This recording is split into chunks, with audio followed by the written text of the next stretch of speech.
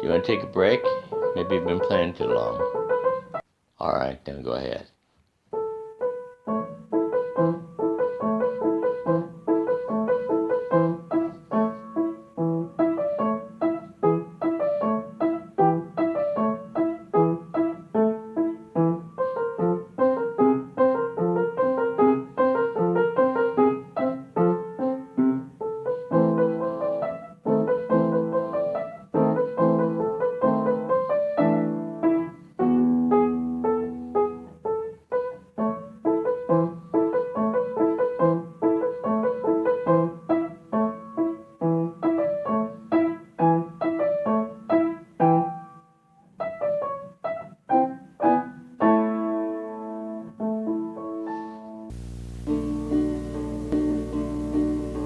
I never did like geography till I saw the face in the deep blue sea.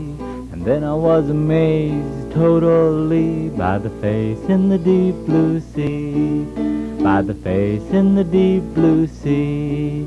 By the face in the deep blue sea. In 1981, when Lloyd and I first met, things were simple and fun. Lloyd sang in nightclubs with the likes of the world-famous Drifters and others. He starred in a stage production with Theater Americana and appeared on television shows talking about his various discoveries and inventions. Here he is appearing on the Mike Douglas Show, where Lloyd placed his magnet's invention on comedian Don Rickles' face. This image appeared in newspapers throughout the world. Then one day Lloyd called and told me that he had discovered a humongous face covering the entire Pacific Ocean floor. After that, Lloyd began his research on this subject and proceeded to share his discovery with anyone who might listen. In the next few episodes, I will share more about his early period of discovery. But today we will continue with additional scenes from Scientific Proof of the Deliberate Supernatural. Then we will see excerpt number 4 from one of Lloyd's national lecture tours. Future episodes will include questions and answers to various inquiries over the years.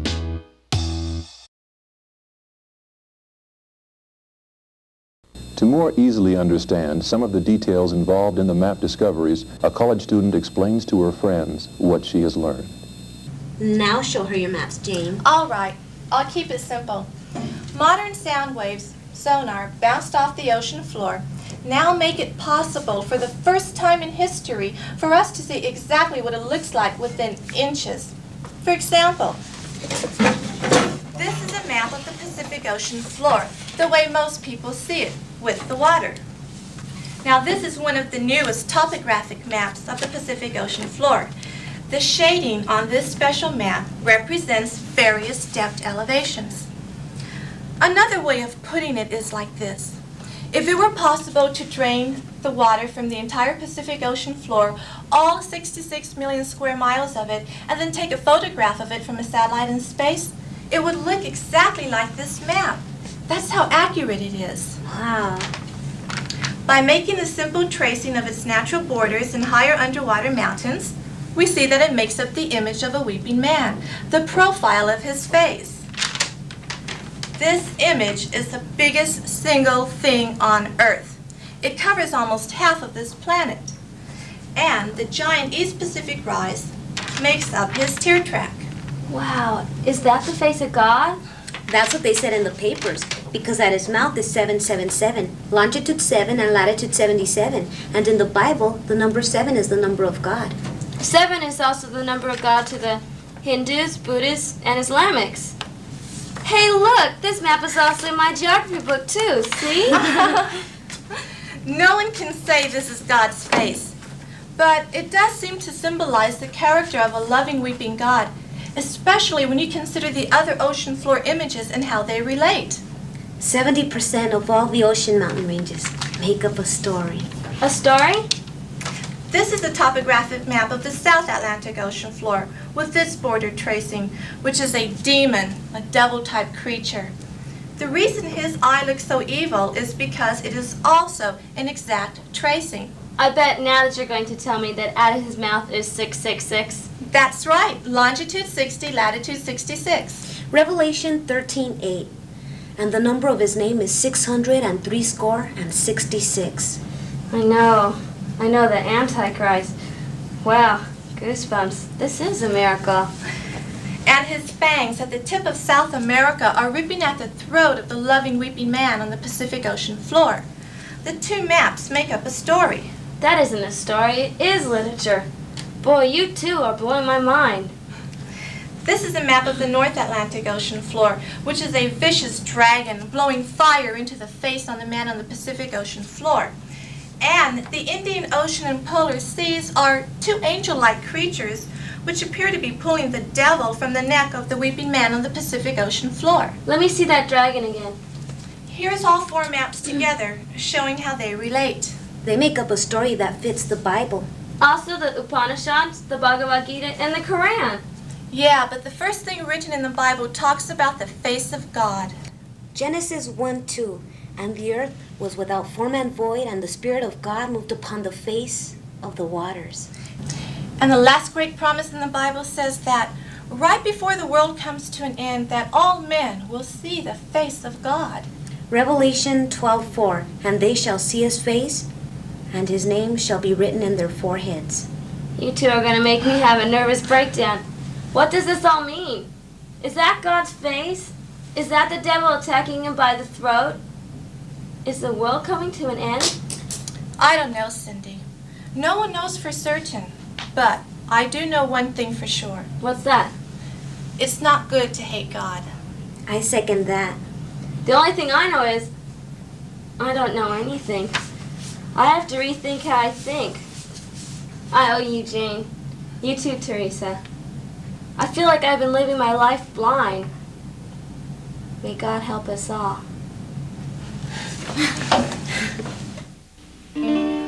I never did like geography till I saw the face in the deep blue sea. And then I was amazed totally by the face in the deep blue sea. By the face in the deep blue sea. By the face in the deep. Hallelujah. Hallelujah.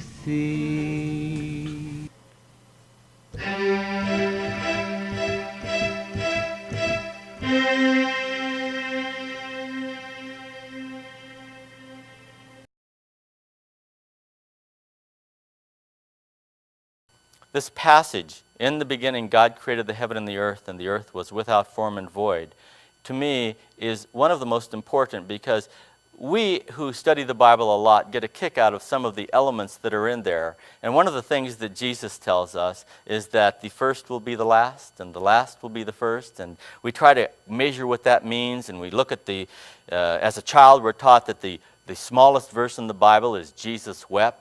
And I remember when I first heard that, I said, God, smallest verse in the Bible is Jesus wept. It's only 2 words, Jesus wept. And so I kind of held that in my heart over the years.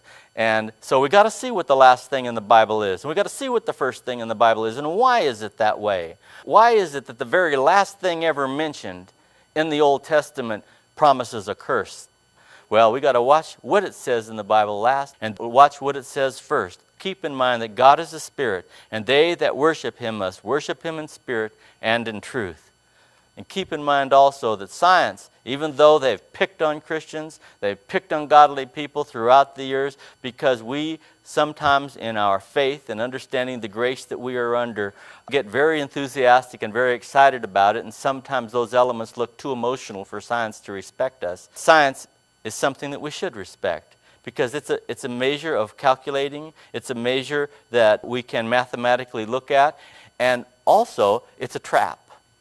Science is a trap that's a good trap, because if this really is scientific proof that Jesus is the Son of God, then people that are agnostic, people that are atheists, people that would never go to the Bible, if they can see that there is science staring them in the face, well, one of the things that I've run into over the years are people going, why, this is just simply not true. It's impossible, and I'll prove it to you. And I'll say, okay, go ahead. And then they do, and they, okay, and how did you discover this?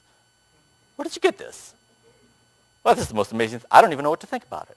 And I cannot tell you how many college professors have basically become breathless when they finally, and often they get angry. People get angry. They'll go like, why are you wasting our time with silliness? This is Jesus in a taco. This is Mary on a window pane. This is Mary on a garage door. This is just anybody can see anything. You can see your Aunt Martha in her Rorschach test, for crying out loud. You're wasting our time.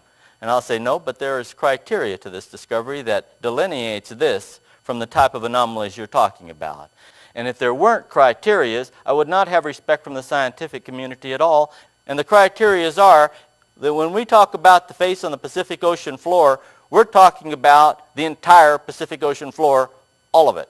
When you talk about the picture of Jesus in a taco, you got this little burnt image in there, and it might look a little bit like Jesus. Okay, and you turn it sideways and it might look like a bird flying across the sky. But when you're talking about the face on the Pacific Ocean floor, you're not talking about something out in the middle of the ocean, some little image. You're talking about the whole taco. Okay? The whole taco looks like the image. The entire Pacific Ocean looks like that weeping face. The entire South Atlantic looks like the image I'm going to tell you about in a moment. The entire North Atlantic looks like the image I'm going to tell you about in a moment. The entire Indian Ocean and polar seas looks like the image I'm going to tell you about in a moment. The entire Middle East, all of it, looks like the image I'm going to show you in a moment. So when we talk about the face on the Pacific Ocean floor and the other elements I'm going to show you today, keep in mind the subtext. All of it. All of it. All of it. All of it. All of it. Do you know how the scientific community chagrins that? They hate that because there's no holes. I'm not holding up images sideways and saying, hold it into a mirror and see that it looks like a duck. That's not what's going on here. They are looking at the images as any person would naturally look at them, and they are seeing them to such a degree that they become part of a revelation. There really is a huge face on the Pacific Ocean floor. It's really there. And it's half of our planet, and it's weeping. And whoever you are, you have to ask yourself, why is this big face on the Pacific Ocean floor? And NBC News asked me, why is he weeping? And I looked in the camera, and at that time, I didn't know. And so I said, I don't know, but when I find out, I'm going to tell you. And years later, I did find out what the face on the Pacific Ocean floor is looking at, and why is he weeping, and I put that in my book, The Amazing Mystery of the Great Face on the Pacific Ocean Floor, which by now has actually gotten great critical acclaim. I've got 5-star reviews in several locations. I'll show you some of them today. Things like that don't happen with things this strange unless there is some kind of credibility involved, and I'm very proud to say that. But then the Pasadena Star-News, they asked me, they said, are there any other elements about this face on the Pacific Ocean floor that you can tell us about as we write this story? And I said, well, it's interesting to note that at his mouth is longitude 7, latitude 7. And they said, well, what might that mean? And I said, well, in the Bible, it's the number of God. God created the earth in 6 days, and on the seventh day he rested. In the book of Revelation, we hear about the 7 woes. We hear about the 7 plagues. We see the 7 candlesticks. We talk about there's so many 7s in the book of Revelation, it's often been called the book of 7s. And they said, well, is it just a Christian thing? And I said, no. Interestingly enough, in the Bhagavad Gita, the Upanishads, the book of Buddha, and so many of the other so-called holy books out there, the number of 7 is the number of the Creator's completion. And so they then became more embracing to me because I wasn't just being Christian in my explanation. But then they printed the big 42-point headline, Lloyd Carpenter Sees the Face of God.